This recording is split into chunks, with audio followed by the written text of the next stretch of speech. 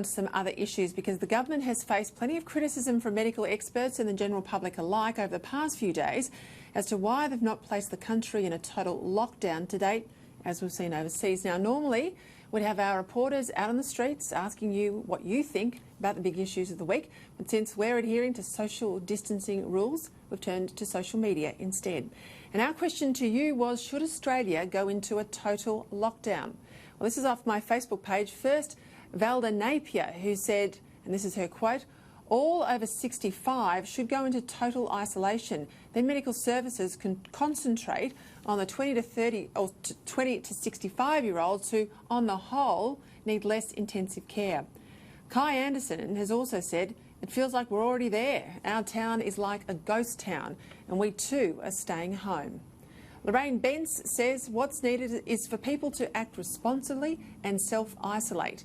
You said that this would be a test of character." Well, I did. Well, it looks like our character is not doing so good. And to Sharon Fluke, who says, "Yes, I think it's the only way. Sad that it has come to this, but some people will not listen." Finally, Alex Elizabeth says, "Lock us down now so we can rebuild faster."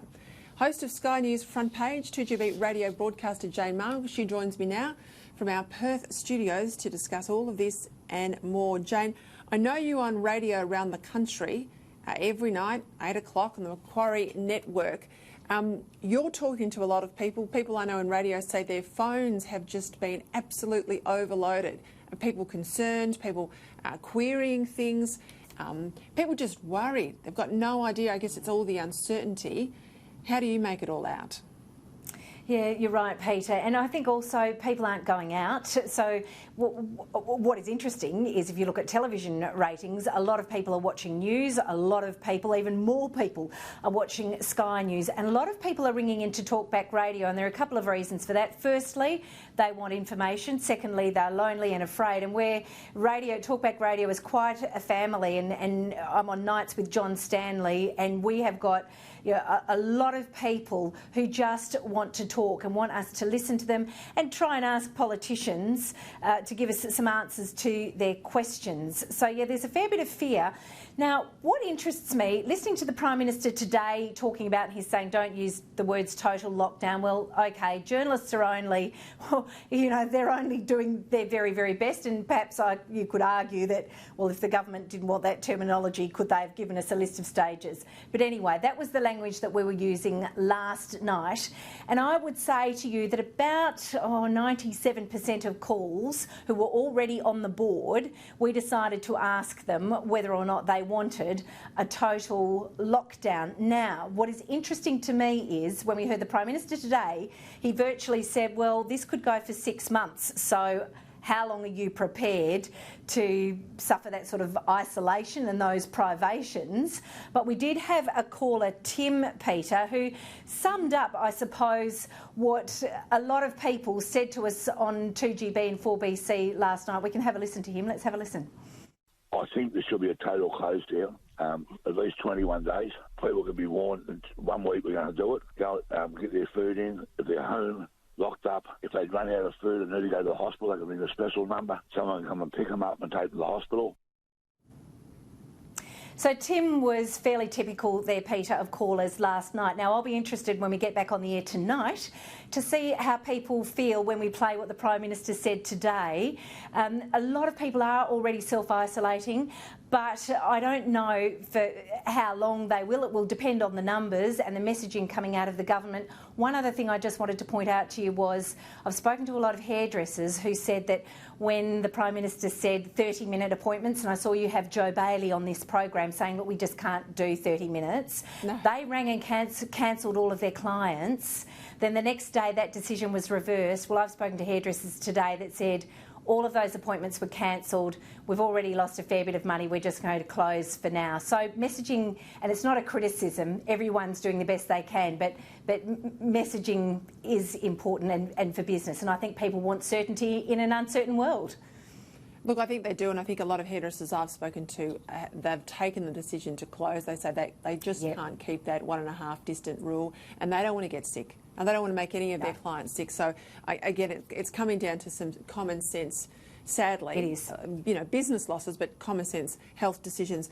I want to go to some other issues. There's been a real debate this week about how much we support individual workers. In Australia right now, the only option if you lose your job is to turn up to Centrelink, and good on Josh Frydenberg, he's doubled the amount of the dole. But overseas, we see this in Germany, we see it particularly in the United Kingdom. 80% of the wage that you earn now will be paid. Now, it's capped at a per monthly spend of about 5,000 Australian dollars per worker, but it's serious money. It would be absolutely average wages in Australia. It would be above average wages for most people. So I'd say it captures the bulk of working Australians.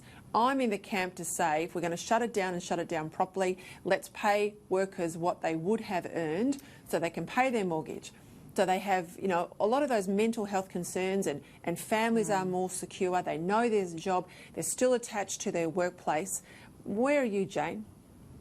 I'm exactly where you are because, again, we're having callers talking about these issues. I'm speaking to a lot of people, a business today who said they're going to have to let their staff go.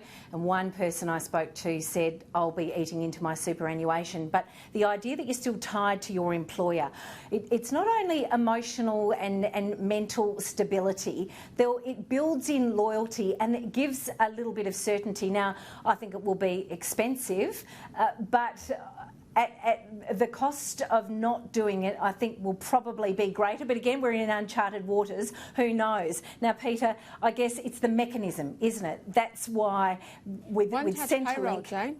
One touch payroll. I know people are wringing their hands and they're saying, well, you like to use existing payment systems. Absolutely, I agree with that. That was the big lesson learnt for the Labor Party, I think, out of the GFC. But there is an existing payroll mechanism. So if you're a small business in Australia, indeed a larger style business, you have to tell the tax office every single time you do a pay run, you've got 7 staff, here's what they earn. It's very transparent to the tax system. So I don't think it's beyond the wit of all the public servants in Canberra who have their jobs, I might add. Doesn't matter how bad this goes, they will have their jobs to work this out unless, put people on the dole for a month until such time as you get the system worked out. But please, let's do it properly, because we've got to come out of this with an economy and businesses intact enough that they can start up pretty quickly after that. And I fear we haven't got that, Jane. I fear we haven't got that. And I agree with you. I am in absolute lockstep with you. That needs to happen, and that is not lost on me. We've been talking about public servants, many of whom have handsome salaries. And the other thing I just want to point out to public servants and officials who are watching this, a lot of people live paycheck to paycheck. They really do. They don't have $5,000 in an emergency savings account. Peter, I know we've got to go, but I was talking to some people who grow food today. They're worried about the backpackers and the people who pick our food. What do? They can't get New Start. We're going to need them. So the government has to iron a lot of those problems out. And there was a country town in Western Australia who lost their only source of food on Wednesday night when their one and only shop burned down. There are 800 people who rely on that shop in Bruce Rock. Let's hope food gets to them probably by this afternoon. Everything's crossed. So there are a lot of other stories that are swirling around COVID-19, and COVID-19 makes it very, very difficult for people to operate.